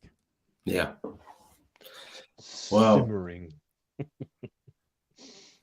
We're up to the last track, gents, and what a song it is. This is the title track called Peace Machine. This is like blues drenched in room reverb with psychedelic vibes to me. There's some very big drums and bass happening in this song. The keyboards out of there have got like a Steve Winwood sort of feel to the song. Good point. And I'm hearing some very Hendrix, Electric Ladyland vibes here, with the slow version of like Voodoo Child being the blueprint or the starting point for this song. But don't get me wrong, this song is definitely its own animal. And we hear some amazing playing from Philip here, and he really shows us his wah-wah workouts. I'm sure he sits at home and strengthens up his heel, toe to get this wah sensational. His playing on this is next level. It's out there. It's not human, a lot of what he's playing here. Lyrically, Philip sounds like he was definitely focused on textures, emotion, and colors were the main topics that it was going on about. Very psychedelic and very, heavily influenced in that late 60s vibe going on, 100%. I hear fuzz, there's wah, there's univibes, there's cranked amplifiers. This is an epic psychedelic jam in the middle, like it's going off, and Mark's going off on the bass. Kenny's just slamming it home. Philip's work is definitely something else on this. I love it. It's fantastic. And if you listen to this like I did with headphones on, you're going to get lost in what's going on. Today I listened to the tracks all again in my headphones while I was training, and I was just going, I'm hearing all these room sounds, and everything's a bit clearer in headphones than it is through big monitors in your room. And I got lost. I lost track of time listening to this song. It's a longer song, and you kind of get lost. It's an epic way to end the album. I don't know what else to say. I'm looking forward to, I know Simon and Andrew are going to have a lot to say about this one, I'm sure. I gave it a 10 out of 10. It's never a skip for me. And I love the hidden national guitar sort of resonator, sort of guitar vibe version of it at the end of the record. And the way Philip sings on that is epic. So I've ranked it as a condensed package as 10 out of 10. Never a skip for me, Simon. I mean, yes, clearly, very Hendrix thing, isn't it? Definitely that starting off is very Hendrix, isn't it? Fantastic, sets it up. I think that it's, if you're going to do an 11-minute song, it's, the basic thing has to it has to have the dynamics, doesn't it? It has to do that. It can't be just one thing all the way through. And I think, that we talk a lot about on here about, longer songs and being lessons in dynamics, if nothing else, And I think clearly this is a lesson in dynamics. You've got all sorts of things going on, coming in, going out, solo guitar, wah-wah guitar, drop downs, just solo guitar over slow drum, all sorts of things that then in the middle, as you said, Brad, there's that kind of more intense thing, isn't there? When they start building it up, the drumming is almost a drum solo, kind of, epic. Aronoff is really going for it in that middle section. And yet, then at 8:45, you're bringing it down again. You're taking it down, dropping down to just simple drumming, steady bass and organ. As you said, the lyrics are very Hendrix, very kind of channeling that kind of late 60s vibe, aren't they? Which is really cool. And I think that's what I take from this. I agree with you. You get lost in it, but that thing about how do you construct something of 11 minutes, and this is how you do it.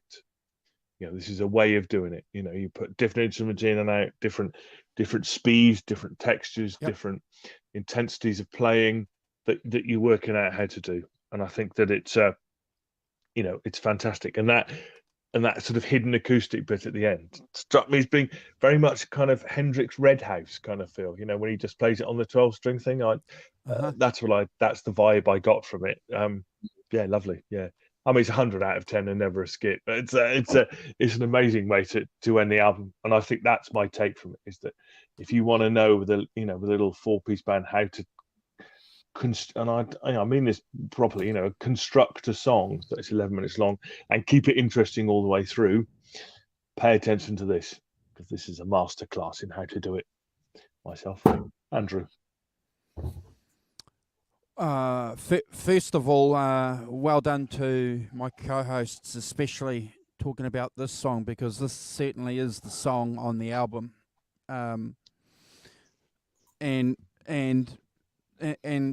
deservedly so. It deserves a bit of a conversation.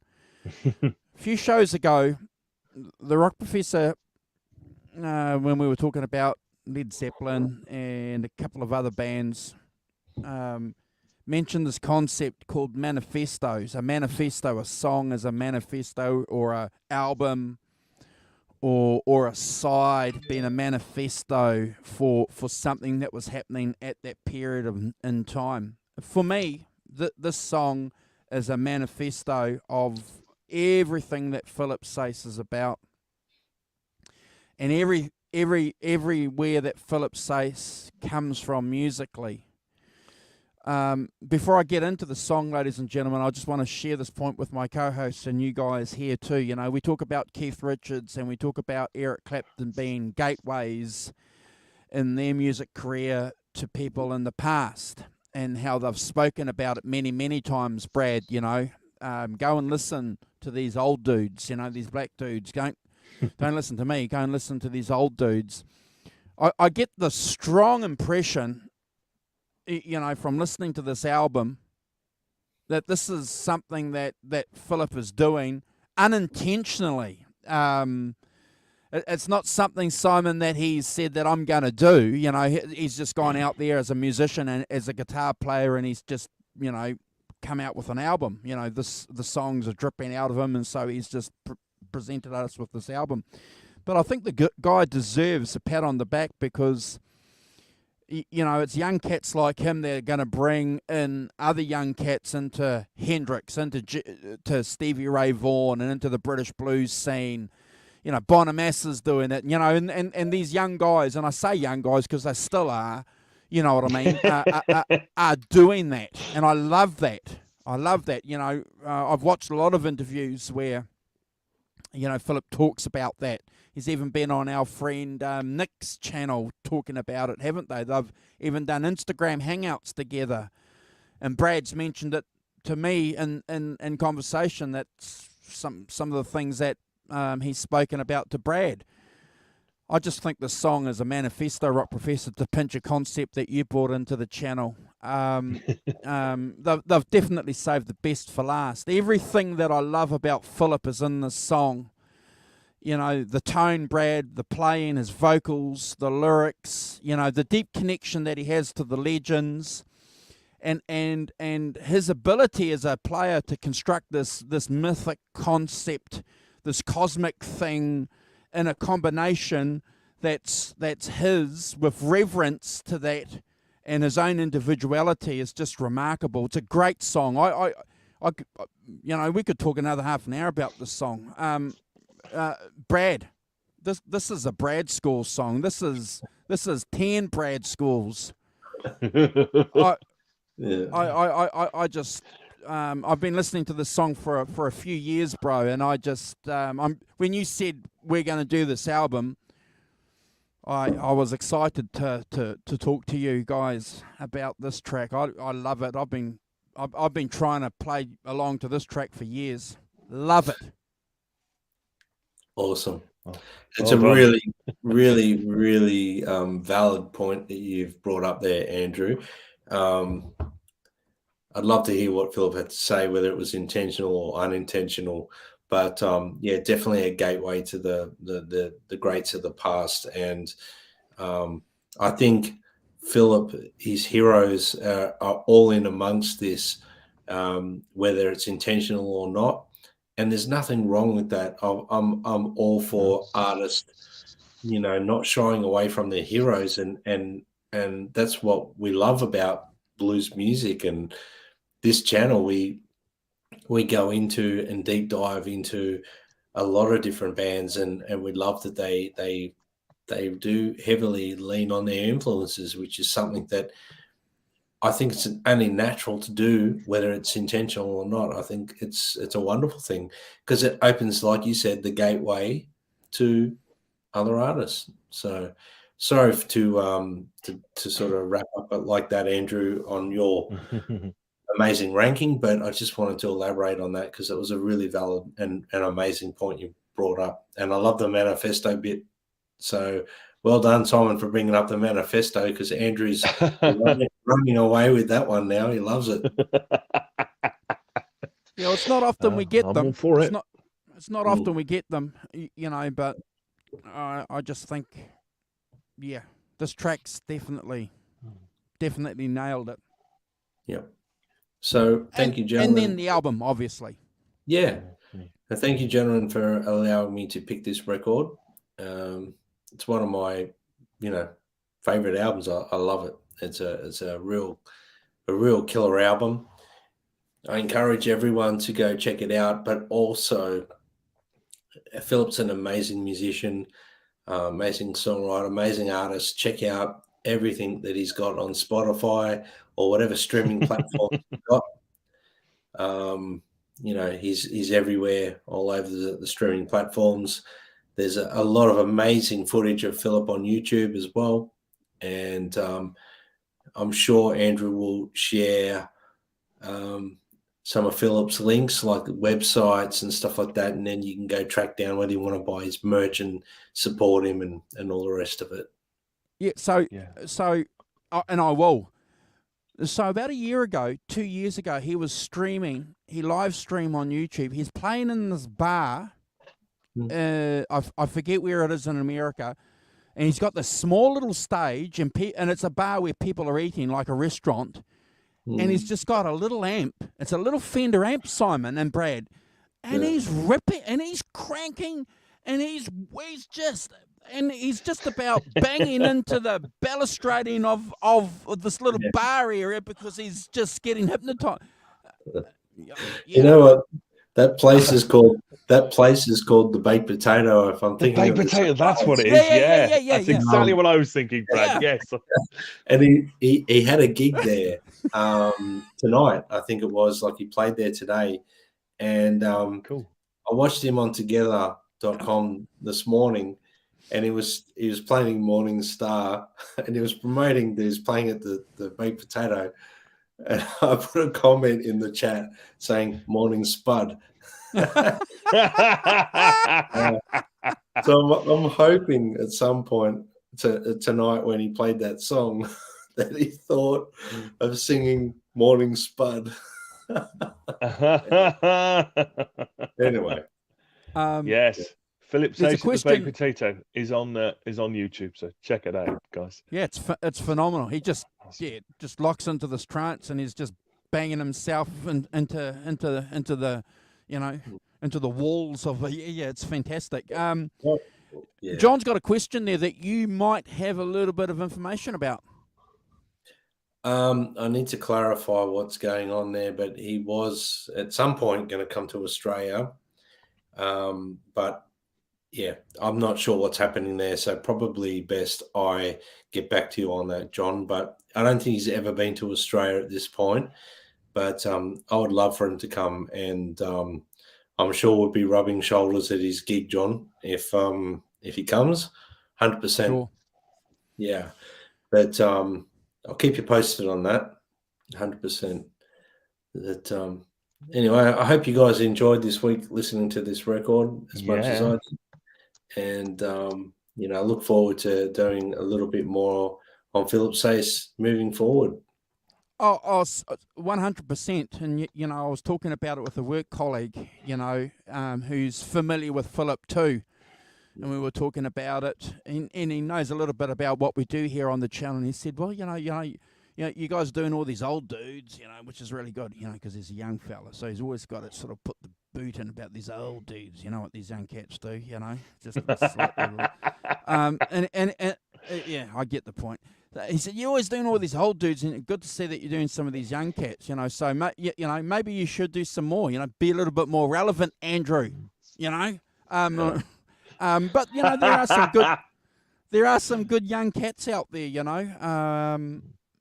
have been around for a while flying this flag. I thank you for picking it. I won't swear. I promise I won't swear on the show because I have the last couple of shows. But when you picked it, when you told us that we were going to do this, I did say some swear words.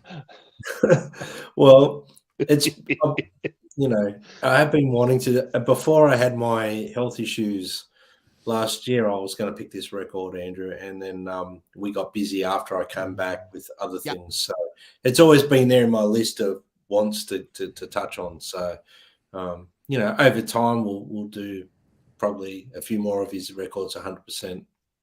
So and ladies and gentlemen, go and check out. So hold on, I've got a Yamaha THR 30 amp, and there's Philip's playing the first generation Yamaha THR 30 in the reception foyer of a radio station with a Stratocaster and a little amp, and the guy is killing it.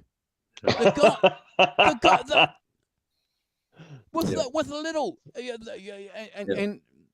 and I'm going. I'll find that video and I'll attach it to here too. If you're watching on a replay, and Brad Simon, I remember going, man, this. Yeah. He's unbelievable. I reckon. Look, Andrew, I reckon still sounds like him. You could plug him into the worst practice amp and give him the worst Squire guitar, and he'd still sound amazing. So, but I think Andrew, you mentioned in the green room that it was through Philip Sayce that we actually connected, Andrew.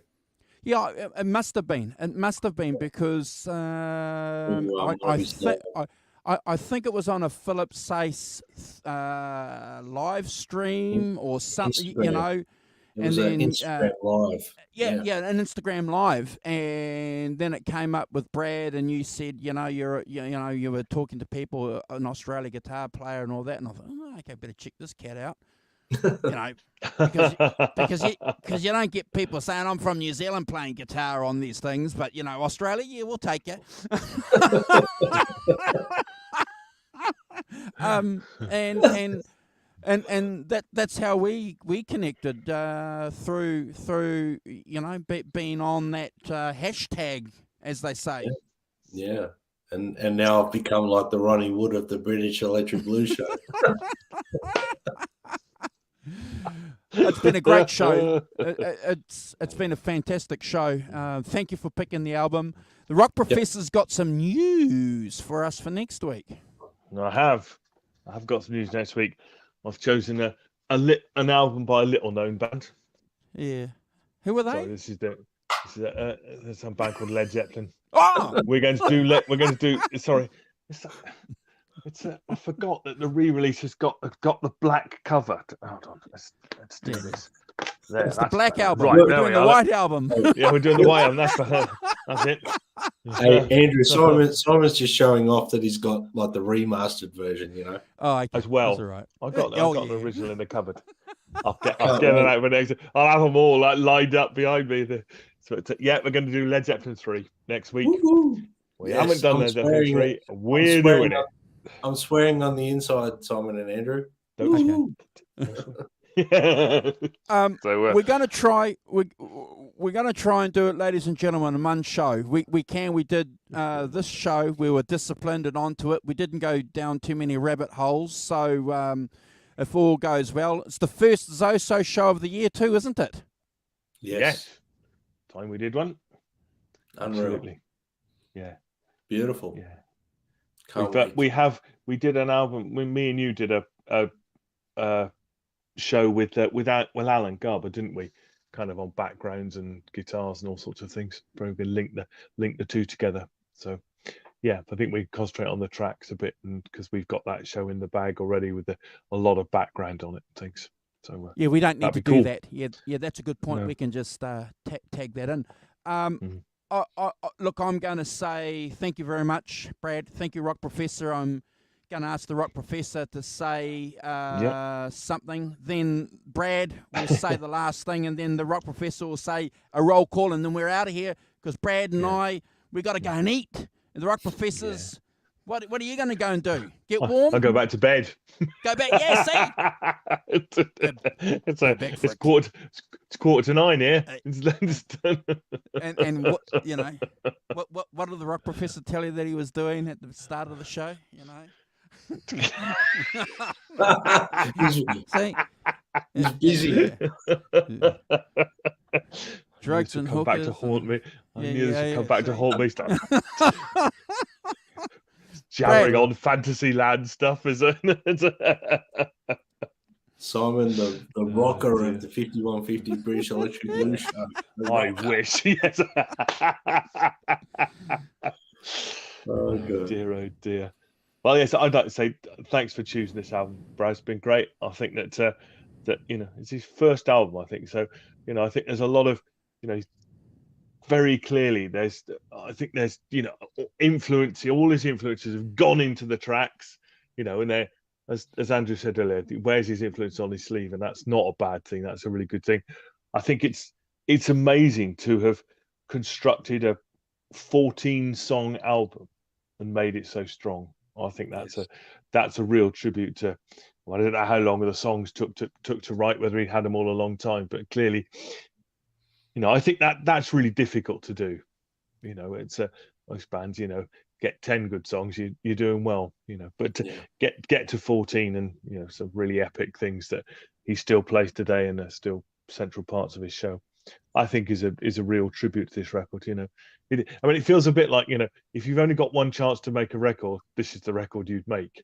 You pour it all in, don't you, and mix it all up and chuck it all out and go, that's what I did, and if you never made another one, it would be still a great record. And so hats off to him for that. It's been great to dig into it. I've really enjoyed it. Yeah, well, I agree, Simon. It's an amazing record.